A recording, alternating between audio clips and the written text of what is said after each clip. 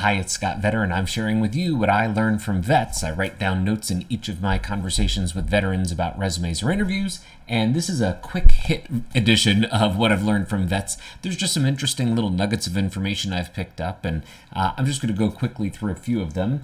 An Army Chief Warrant Officer taught me that Virginia Tech is actually called Virginia Polytechnic Institute and State University. I thought that was interesting.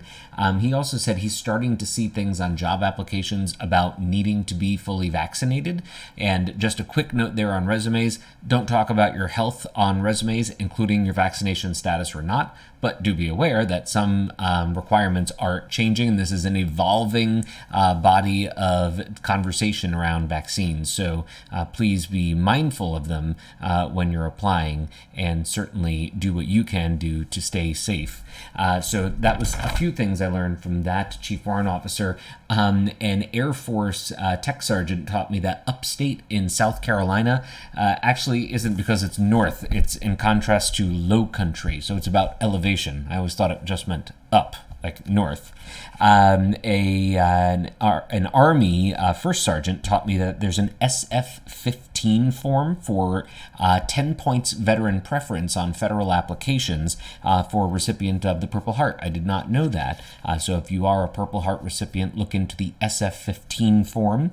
I also learned from vets that an Army lieutenant colonel told me in terms of simplifying information, he thinks about it in the way he thought about when his wife was giving birth to children. So he said, to simplify things, give me the baby, not the pain. Just the result, not every detail to get there. So I thought he had an interesting way of putting that. Another lieutenant colonel, this time from the National Guard, said she enjoys solving problems with words. I thought that was a fun way to put that.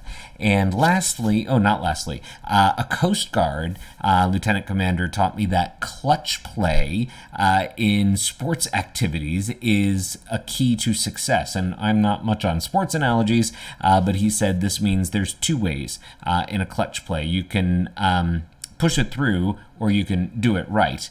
And there's two ways of doing most things. You can just make it happen, or you can do it the right way. And those two things are certainly considerations. Here's the last one for sure. We all know that there's a lot of interesting acronyms in the military. If you've seen any military veteran resumes, you might have seen an acronym or two. And the Navy is pretty notorious for some fun acronyms, at least in terms of how long they get. But this has to be my favorite Navy acronym. It's from a SIGINT chief, and he was talking about a SURFR, and it's SURFR, and it stands for Small Unmanned Radio Frequency Receiver. So, thanks to all the vets who have taught me something in the past week or so, and thank you for watching. Enjoy the holiday weekend ahead, and we'll see you next week.